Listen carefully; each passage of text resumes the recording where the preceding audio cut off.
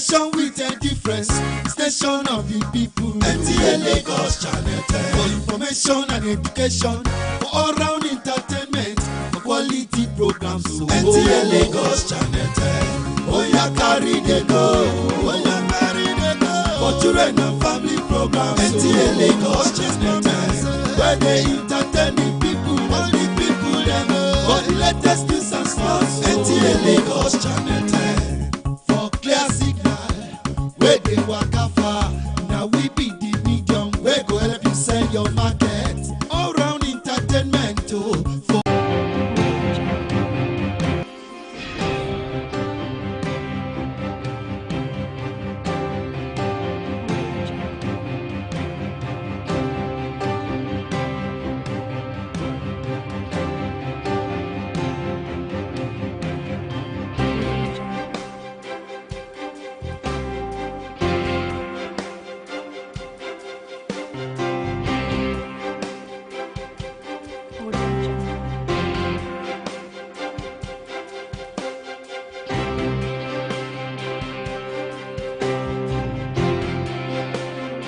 Substance abuse is a major social menace that is affecting our families, the community, and of course, the society at large.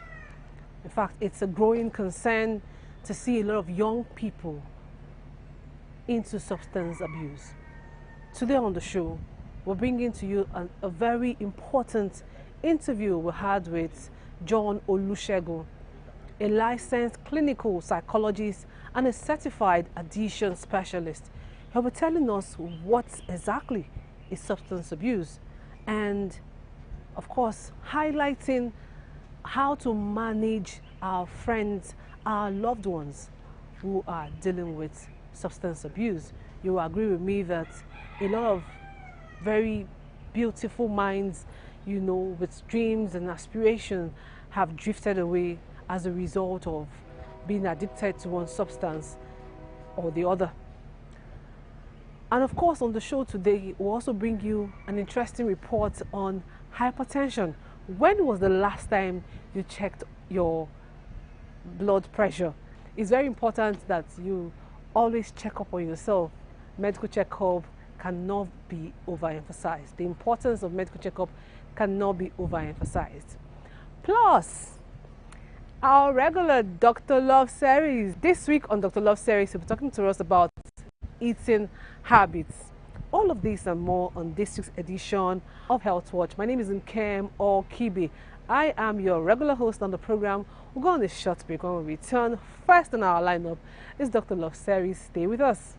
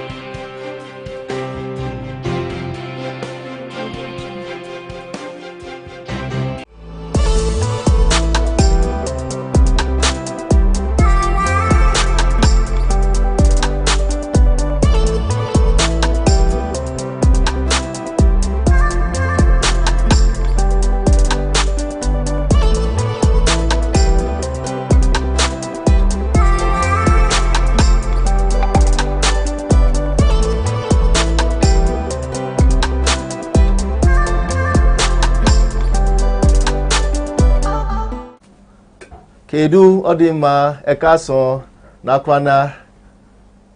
Let's make it more entertaining. Hello everyone, I'm Dr. Love, also known as Dr. Yusuf Ademola Harun, the CEO and founder of Love for Health organization. And today we are going to talk about eating habits. Have you heard of this common saying that you are what you eat? That is true, absolutely. I will also let you know that 90% of medical conditions around the world, especially in Lagos and Nigeria, is due to feeding and eating habits. Poor eating habits affects our lifestyle. Do we want to talk about diabetes, excessive intake of fatty foods, excessive intake of sugary food, excessive intake of carbonated and frizzy drinks? Or want to talk about hypertension, excessive intake of salty food, excessive intake of fried things, excessive intake of even fatty meals? All these affects our heart, leading to hypercholesterolemia, hyperglycemia, and even developing hypertension, which later complicates into hypertensive heart disease. We also have high blood sugar, which complicates into type 2 diabetes. We have lots of effects that affects us based on our eating habit.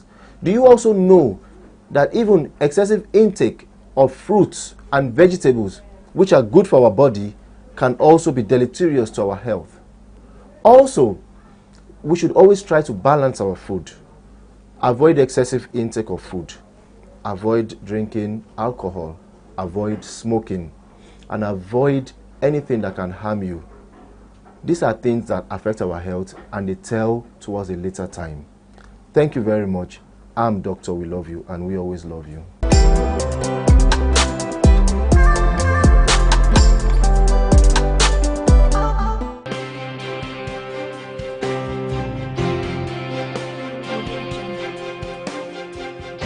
Thank you so much, Dr. Love. I'm always very excited to watch this segment, and I'm sure that we learned a lot on, especially when he said, you are what you eat. So you really need to take care of yourself, be in control of what you eat, all right, to ensure that you maintain a healthy lifestyle. Moving on, let's join this very enlightening interview with John Olusegun, a licensed clinical psychologist and a certified addiction specialist, as he talks to us on substance abuse.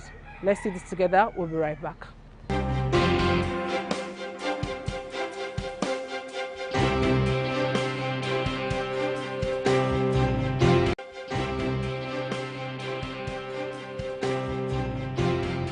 When we talk about substance abuse, is similarly talking about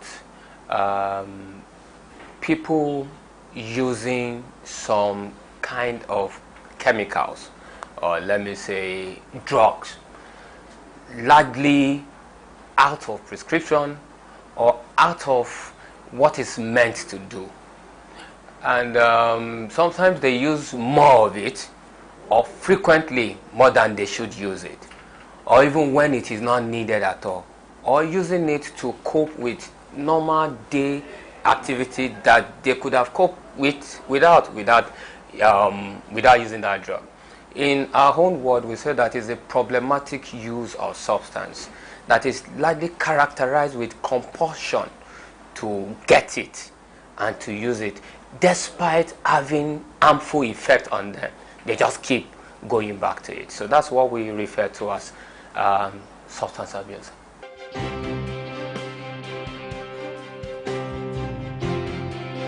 Yeah, I can say that the country is in a state of emergency for drug use right now.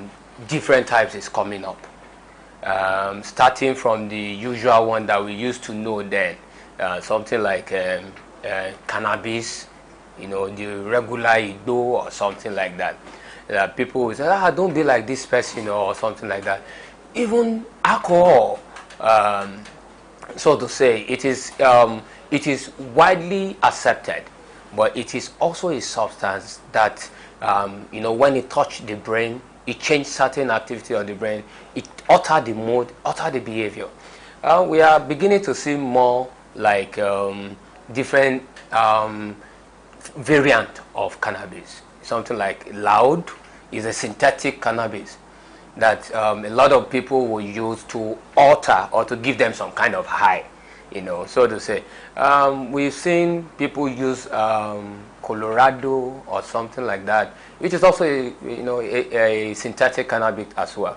Interestingly, this thing can even be smoked under your roof and you won't even know. Sometimes they don't smell like the typical cannabis that you know about. We have a lot of them. We have ice. Like some of people would also say, you want to stay awake, you don't want anything, they'll take it. And you see people go into prescription, what they call it, drugs, something like tramadol, opioids. You see some people even use injection, shoot themselves. People are moving away from heroin or cocaine and things like that. And we have a lot of them.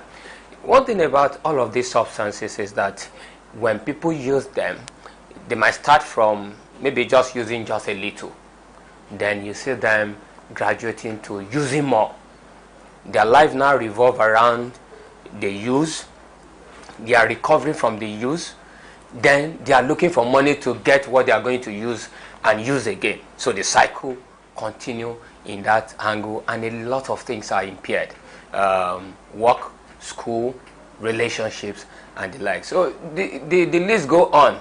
You know, in party now, they will even be nailing some things from balloon, and you are asking, what is that about? But it is substance somewhere inside. So some of them you know the name, some of them you don't know the name. But anything that is altering people's feeling, you don't just change your feeling to highness without touching somewhere on the brain. And that is what we refer to as psychoactive substances. Drug affect one very important area of the brain, and that is the frontal cortex. That is the decision-making part. You know, is the one that is capable of rational thinking and the like. So if someone use substances for whatever reasons, the ability to make the right call, the right judgment is eroded. In turn, it will be giving the person poor decisions. That's why you see the person borrow money more than usual, see the person get into trouble here and there, which creates more problem, stress for them. So they are trying to cope with stress with it. Meanwhile, using it is also creating more stress. That is in terms of their mental health. Also, in the poor decision making, because of that area of the brain that is affected, you see a lot of them going into domestic violence. Yes. After they have drink finish, they enter house. The trouble that they think they have run away from is waiting. So, and the drink is still there. It has inhibited the part of them that can think right. So before you know it, the hand is raised like automatically, and the next thing you see is just here and there. Yes. So you see a lot of domestic violence, abuse to the children, abuse to everybody in the home, and just starting from there. Is starting from their own, when they now sit down and think about it, a lot of guilt, shame, and the likes come on them. I'm talking about men that I've had to intervene with, you know, in my course of practice. And I can also tell you, in the mental health of men, it promotes addiction. Because addiction is something, it's not just use. Like we're saying before, that not everybody that use will end up having some addiction. However, the use increase your risk to becoming addicted to it. So it promotes that tendencies to want to seek compulsively the substance, and gain tolerance that small one will not do you again until you have to take more than and start adding and mixing, like science students that they'll call themselves. And this is very, very important. In other mental health capacity, you see men coming down with depression, anxiety, and suicidal behaviors. I will tell you that many of the suicide completed by men have an involvement of substance. Check it out. In many of the suicidal completion cases for men, you see that it has involvement of one substance or the other. You must have read about some celebrities that they just found in their tub or OD'd or whatever it is. And by the time you are exploring the case, they'll tell you, oh, this person was having some bankruptcy issue or dealing with something. Substance use have a way of triggering and maintaining some psychological problem like depression and anxiety. And that's one thing I want men to know, because we can't escape from reality. By the time you leave the substance, the reality remains. and you are going to face it. So, and also it makes men have low coping resources, because if you have escaped for it for a long time, you would have forgotten how to even deal with issues the way it is. So they lose the basic coping resources that they should have, because they have escaped the reality using substance for a long time. So I've seen also that substance use progress into psychotic behavior, and now I like to close with that. That is with substance use, irrespective of the ones you're using, like immediate intervention in that process. So quite a lot of mental health issues that come up with substance use.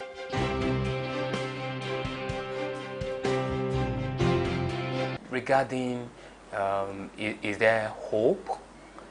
Is there help for these people? And I would say that yes, there's help for persons with addiction, particularly to substance use.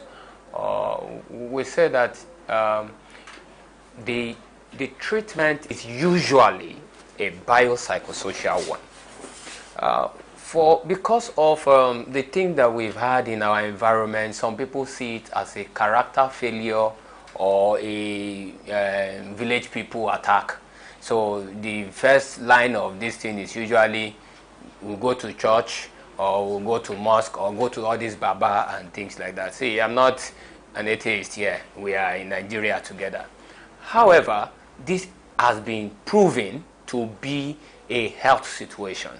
And I've seen people get more results using the rehabilitation process.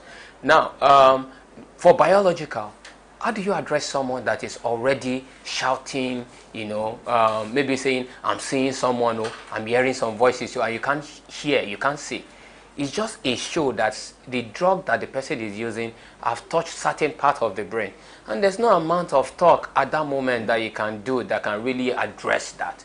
So the best thing probably what you want to do is for you to involve a clinician, maybe a psychiatrist in this context, to administer some medications to address the psychotic episode to calm down. So if psychotic episodes are addressed, by medications also, then there are some psychological issues that probably trigger this thing that need to also be addressed. People don't just come down with substance use issue.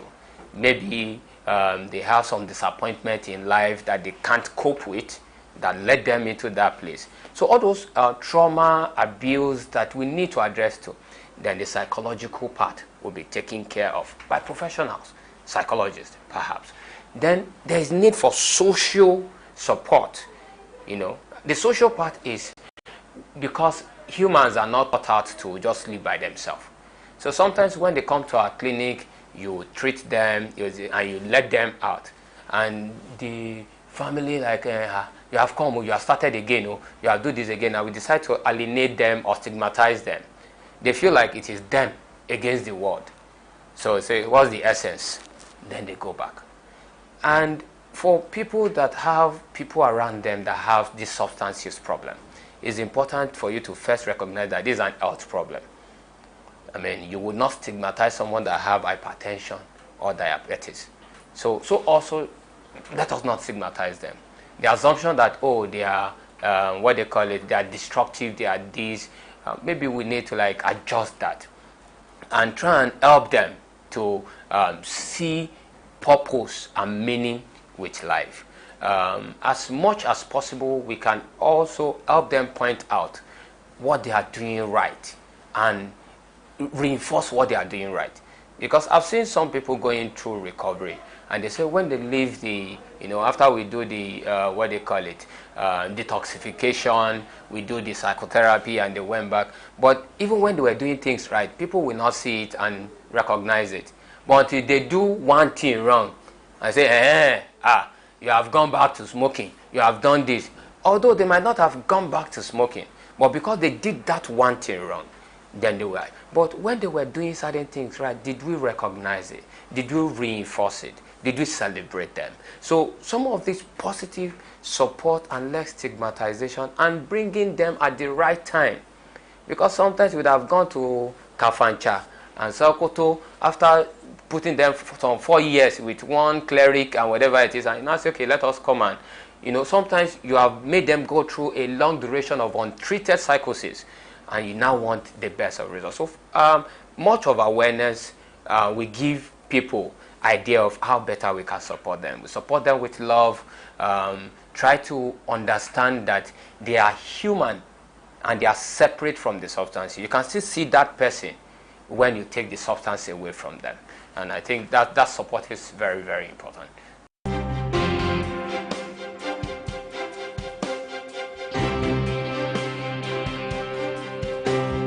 Very insightful interview there with John Olusegun. Thank you so much for educating us on substance abuse and, of course, how to manage our loved ones, our friends, our colleagues who are being addicted to one substance or the other. For me, I would say that it's the responsibility of all of us. We are all stakeholders in ensuring that we educate our families, our friends, our colleagues, especially the young ones, on the harmful effects of taking any kind of substance. Moving on, we have this interesting segment on hypertension. So the Health Watch crew put together this very interesting report on hypertension. Let's see this together. I'll be right back.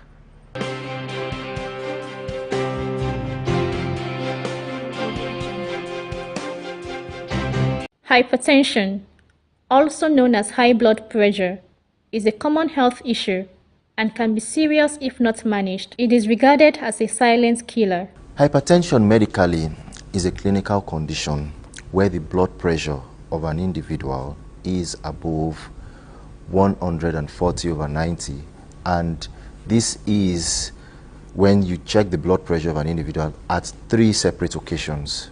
So if you just check someone's blood pressure, and the good thing is that you can use an electronic SFIG or the manual SFIG. Checking the blood pressure once does not diagnose you of being hypertensive. You must do it at 3 separate occasions. Because the first time you might be going through stress, you might be angry, as you said, and the blood pressure might be high, or you may not have slept well in the night. But on 3 separate occasions, if the blood pressure is consistently above 140/90, some people have even adjusted it. Some say, okay, 130, 138/85, things like that. But if it's consistently high on 3 separate occasions, the individual is termed to be hypertensive. And it is a silent killer again, because you may not have any sign or symptom until the eventuality happens. There are various causes of hypertension, which could be due to lack of enough sleep, sedentary lifestyle, overweight, stress, genetics, excessive alcohol intake, and a host of others. However, hypertension can be managed. The first thing in hypertension is to modify your lifestyle, because I talked about modifiable and non-modifiable risk factors. So the modifiable risk factors of hypertension, you can modify your lifestyle.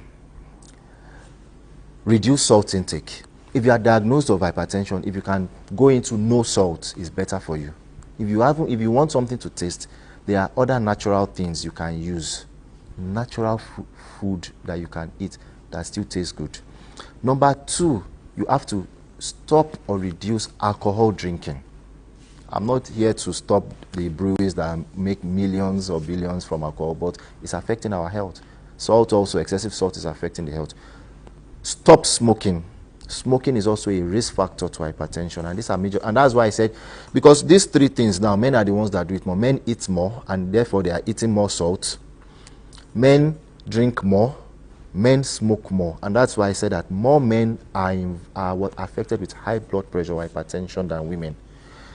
Also, you should try and exercise, particularly to those who have a sedentary lifestyle. You sit down every day doing nothing, you don't exercise. When I say exercise, I don't mean that you should become a macho man or you should go to develop 6 packs or no, but walk. Even walking is a good form of exercise. So I noticed that recently some people are walking, either due to the cost of transportation, that may be a blessing to their health. So many people are riding bicycles now. I noticed that people are buying bicycles and riding. Even there are some delivery companies that they provide bicycles for people to ride. Riding bicycle is also a good form of aerobic exercise, and this can also improve their health. So these are some of the things you can do to improve your health and to reduce the risk. Hypertension has no cure. Therefore, it is vital to keep watch over your health and seek medical attention when you are unwell.